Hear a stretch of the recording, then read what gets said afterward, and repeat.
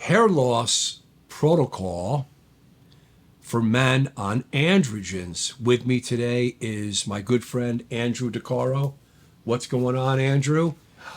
Lots of stuff going on, but today we're going to be talking about, usually we're talking about the organ systems, our hearts, our kidneys, from the head down. Today we're going to be talking about the hair.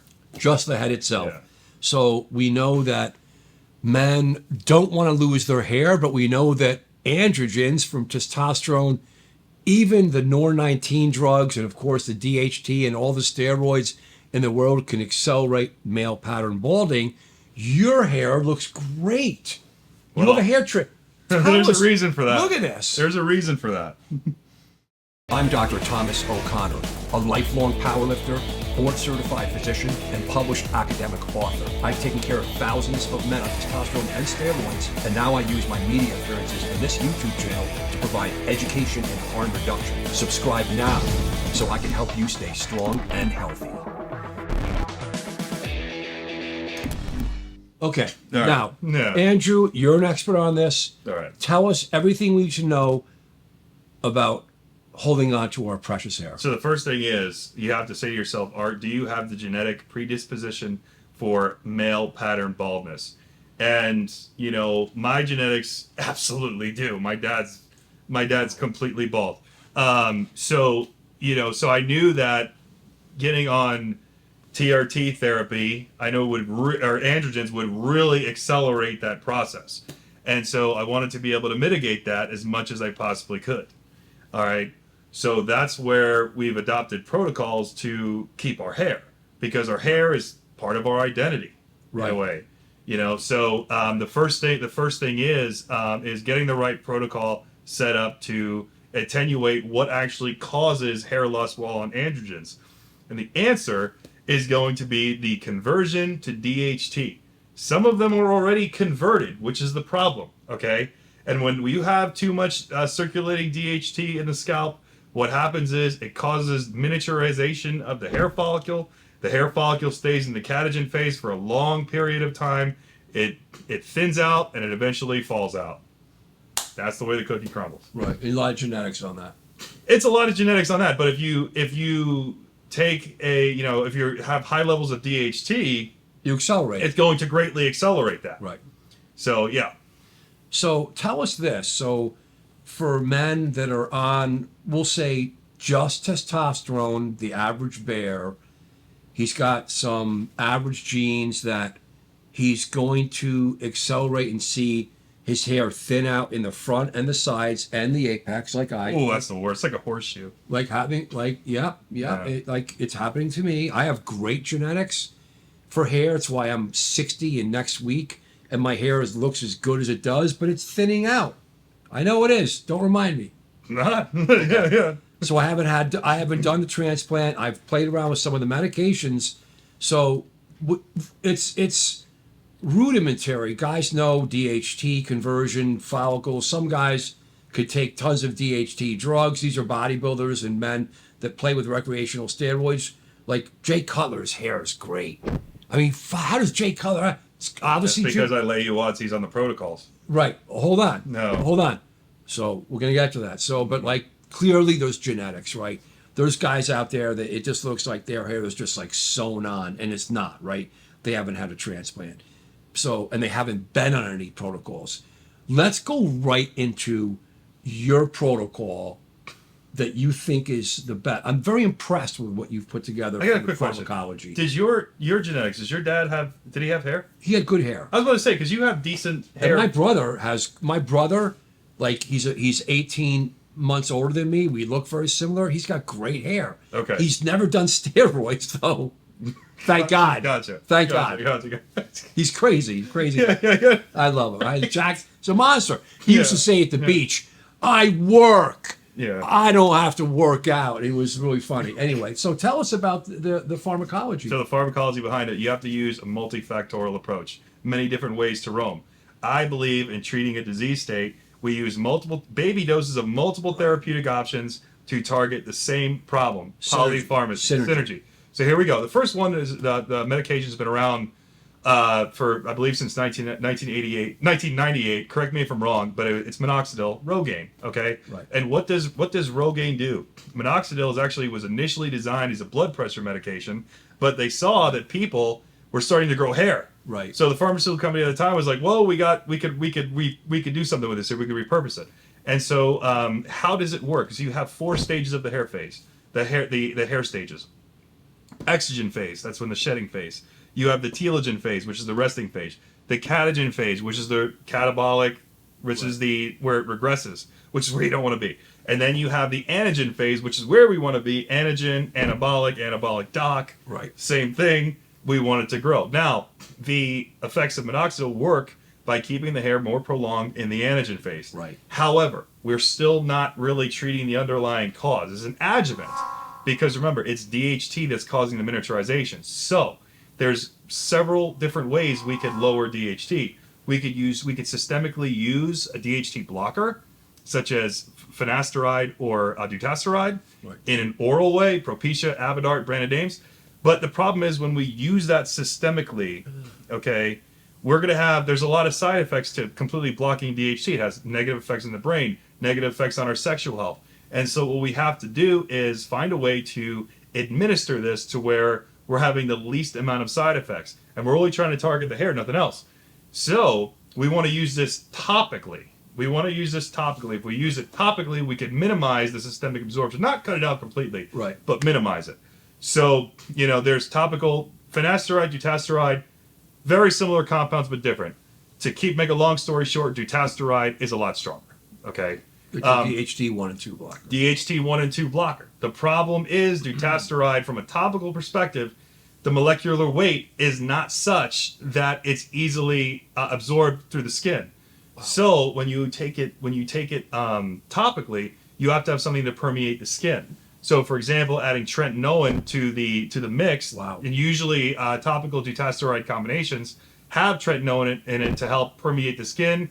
They might have DMSO, dimethyl sulfoxide, to help really that really get in there. Now, what does the evidence show on topical Dutasteride? Well, we don't have many studies. We have a small pilot study with 15 people that is kind of clinically insignificant, but it showed good results. However, topical Finasteride, the molecular weight, it does allow for really strong topical absorption.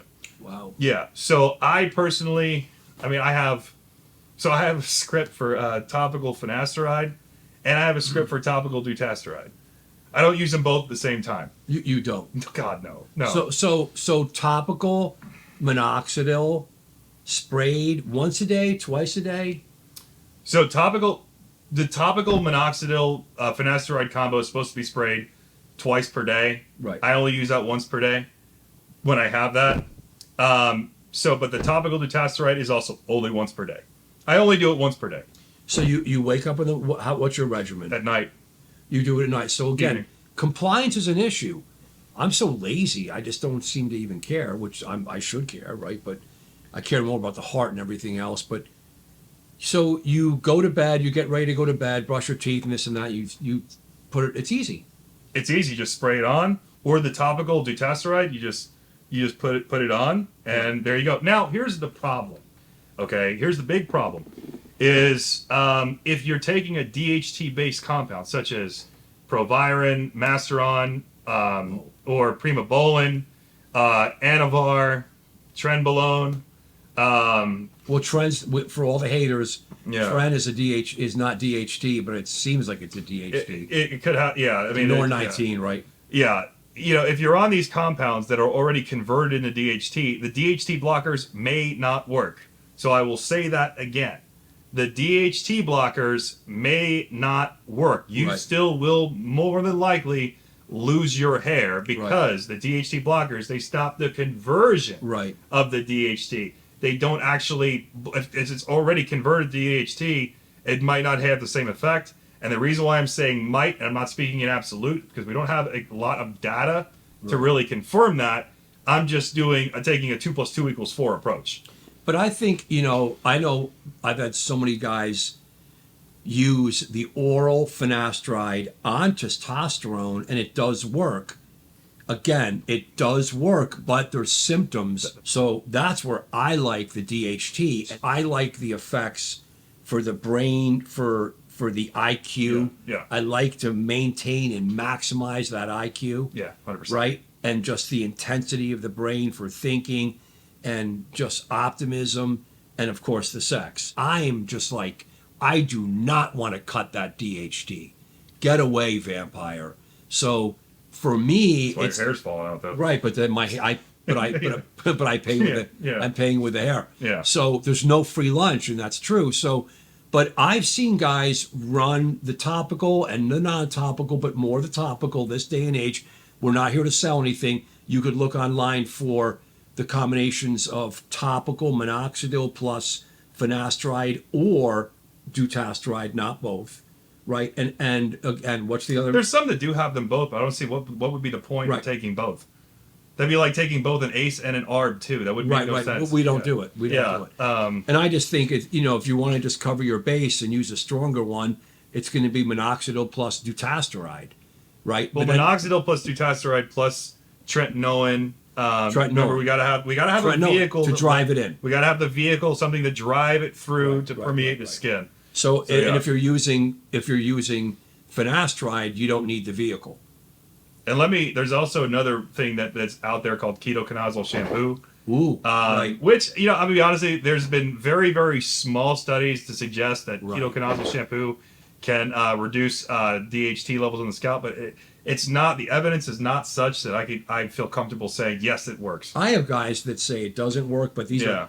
are men that are on testosterone and steroids. Right. So it's like this is a special group where it's like, guys, you're gonna lose your hair. Yeah. But what I was saying before was that I've seen guys say, anecdotally, of course, not true studies, that they've utilized more the topical twice a day. They're really being aggressive with it, and they're on Masteron and Proviron, but they're taking baby doses on top of tests, and they're like, Doc, it slowed down. It made the hair, my hair loss. Some guys even say it regrows, but it slowed it down for them. But that's anecdotal. That they're. But I agree that Yeah. when you have a compound that's DHT derived, it's not going to go through further DHT conversion with that enzyme because it's coming DHT derived. This is what this bro science is really fun, but when it looks to the enzyme and your scalp like DHT and you're using blockers that will block that directly, I think there's going to be some subtle, if not more, effects where it's going to block that effect because it's DHT like. Right. So Right. that's where it's not. And if like he said, if you're using oral, guys, look at finasteride syndrome. You could look. I've done at least one video on that.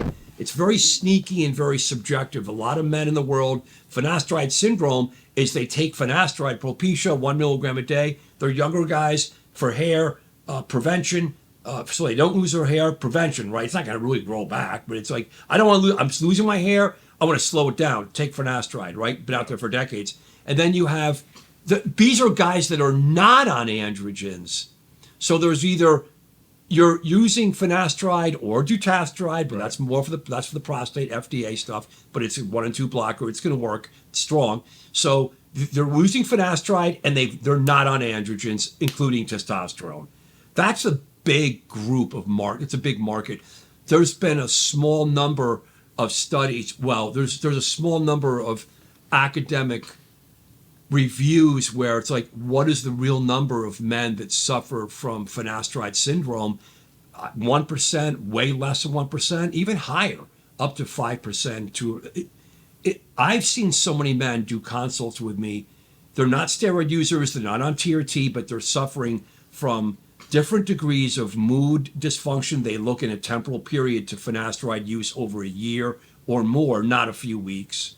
These are like, Doc, I started this and things went down, and sexual function. And then they're like, I stopped it, but it didn't really always come back. It mind boggles me the stuff you see on a daily basis. Here's my testosterone, and I'm like, your testosterone's normal, but can you give testosterone? I know we're edging into something unique and different than the hair, but when I talk about, you're off finasteride. Look at finasteride syndrome, gentlemen. Right. Be careful. A lot of men don't know it's there and they're suffering. But do you have depression anyway, or some erectile dysfunction? Because it's going to be finasteride syndrome is depression, malaise, fatigue. I don't know what's happening. Where does it come from? And erectile dysfunction and a spectrum of poor libido and sexual function. Done. But all that can happen from everything else and other medical conditions: thyroid, depression, PTSD. This is my day job. So in the end, if you know it and you're thinking about it, I want you to think about it. So just you're better you're better off educated. You're going to perform better in life if you're educated. That's why we're here. Now, when it comes to using testosterone and steroids, when I do the side effect profile, I go from the head all the way down to the toes, right? Hair loss. Well, you're going to suffer some hair loss. I know some spectacular gentlemen out there are so lucky they don't, and they're studs. But it's like most men, you're going to suck it up, Buttercup. We got to talk about. So you talk about hair loss. What we need to understand too is you have a lot of guys that have already had male pattern baldness. Okay. Right. And here In high school. Right. Yeah. Unfortunately. And they already have the horseshoe going on in the back. It's fading away and all that. Now, despite what the infomercials want to tell you, Right. every every drug I just mentioned is not going to regrow that hair. Right. Okay. It's blunt. I'm sorry. Right. Bullshit. Right. Those people will need a hair transplant. So okay? you had a hair. Tell us about it. I did have a hair transplant because, and mind you, a hair transplant is not adding more hair; it's just redistributing hair. Okay, and so the reason why I had a hair transplant is because I knew that the hair, and I really didn't have it that bad. Like you didn't even notice it, but I noticed it. Right. You know, and I was just like, no, this is not gonna happen because I know what my genetics are for Right. it. I know what my genetics are for it. And I was like, You were hell proactive. no. I was You were like, hell no. proactive. You know, and so I knew that like the drugs that I just mentioned were not actually going to regrow hair. They would probably stop more hair from regressing, but they weren't actually going to regrow that hair.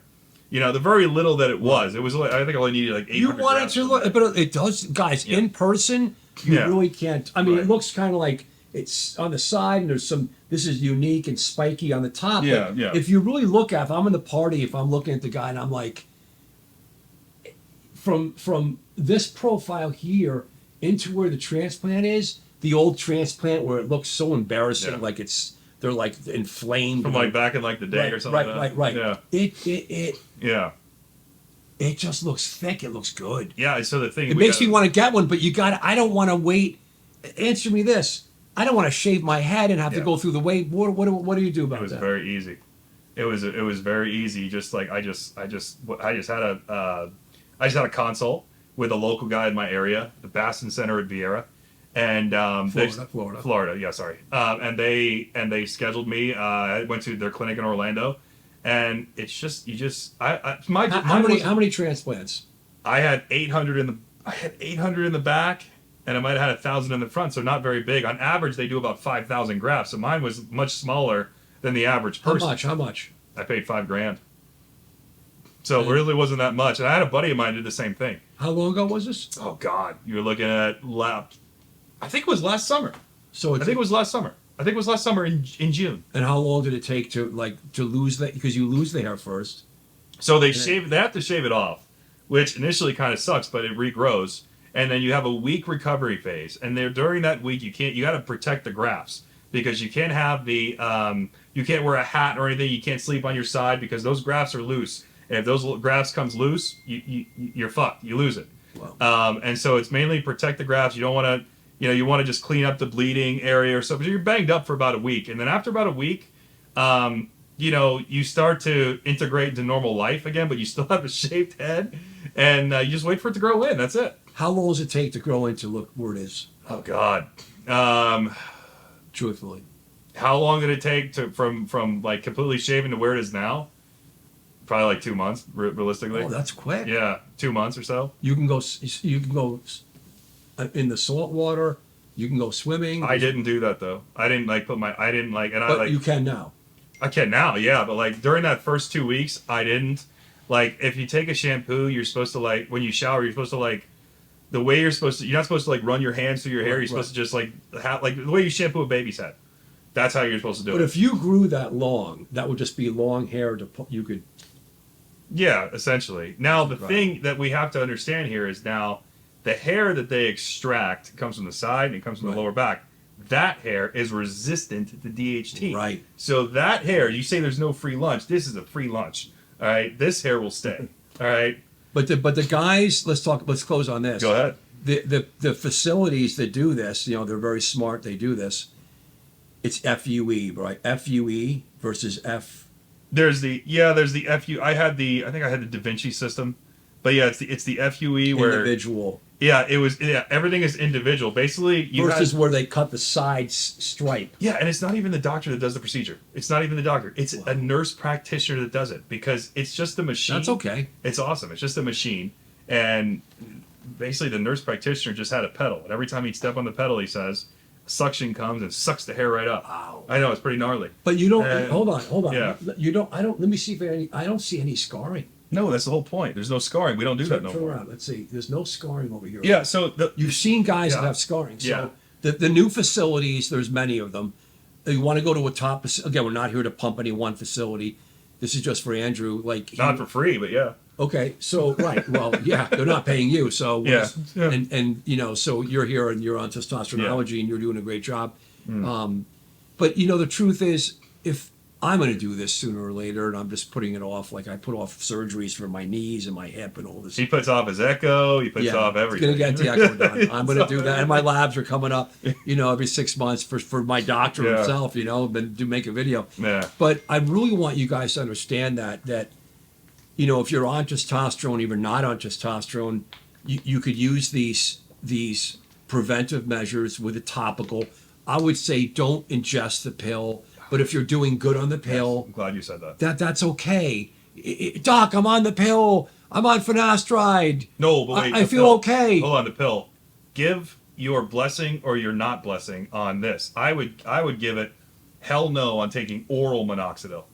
Oh, that's a new thing. That's a Yeah. whole other animal. So I looked into that recently, and I will say that based on the data that's out there, I think it was independent data I looked at.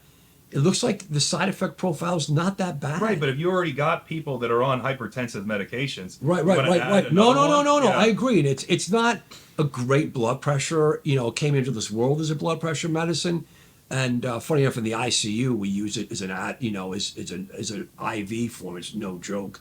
But if you're taking this medicine for blood pressure, this class of medications, it just doesn't really work as well as the ones we have now.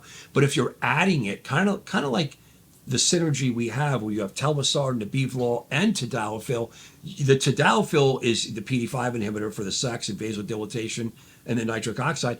It's not a good blood pressure medicine, but when you add it in to what you have already, you can get dizzy. So I don't like the oral. You are right about that. I would keep everything topical, more so you can just keep it out of systemic circulation. And if you use too much topical, you can get some systemic absorption. Right. So guys, it is because it's a delivery mechanism through the skin, right? Yeah. Because you're putting it really on the skin. So, but you got to go by feel. But if you're on the pill, finasteride, you're young, this is my warning. And if you feel good, that's great. Don't stop it. And if you're not on testosterone or you're on testosterone, don't monkey with it if it works for you. But the problem is that I've seen it's a very subtle, slippery slope where guys are on finasteride for years and they think nothing of it. They forget about it. They take it every day, but they just forget about that they're on it. And then they go into a depression or their sex is slowly, it's not overnight. Something happens and they're just suffering from a CNS consequence, right? Where not an accident or anything, trauma, but they just don't know what they can't put their finger on what happened. And then they come to me and I'm fresh, right? I'm a fresh set of eyes. And I'm like, well, if you're on finasteride, I mean, maybe you have finasteride syndrome. And then they stop finasteride. So then they got to think about the hair again. Well, you're going to lose it now. And this is without androgens. And then they may get better. And they go, shit, that really was from that. But it wasn't a specific time that I remember. If you start finasteride, within 1 month you're like depressed, you can't think, and you're having erectile dysfunction, your libido's gone. It's a no-brainer. That's unusual. then if you're on testosterone and you're using this finasteride or dutasteride to modulate it and you feel good, don't stop. But if you want to start something like this, maybe start with the topical because it works great for him. But he did have a hair transplant, and if you could afford the transplant, do it early, save what you have, and then the guys are going to want you to take the DHT blockers. But I think a lot of them will allow you because they want their work to look good. And it's not the hair they transplanted you're going to lose, like he said. It's the ones next to it. It's the ones next to it. It's the adjacent, right? So you gotta protect those at all costs. Otherwise, you're gonna get another hair transplant. I think we covered everything, guys. Give the comments. We wanted to make this video for a long time together. Give great comments about your hair loss, what it means to you, what you've tried, what do you do about anything we covered, maybe something we missed, and of course, I really want you guys. And if they really want to talk, get on the the Testosteronology app. Get on the Ask the Doc live Q&A for all members. Get on. We have a massive forum section that's like going absolutely crazy. We're trying to answer the questions as best we can. It's funny. But it's getting so big. Yeah. You know, it's getting so big. I dubbed him that he's allowed to answer the cardiovascular because he's a very smart guy. Yeah, right? All right, guys, we are out. Yeah. And thank you so much for keeping you guys strong and healthy.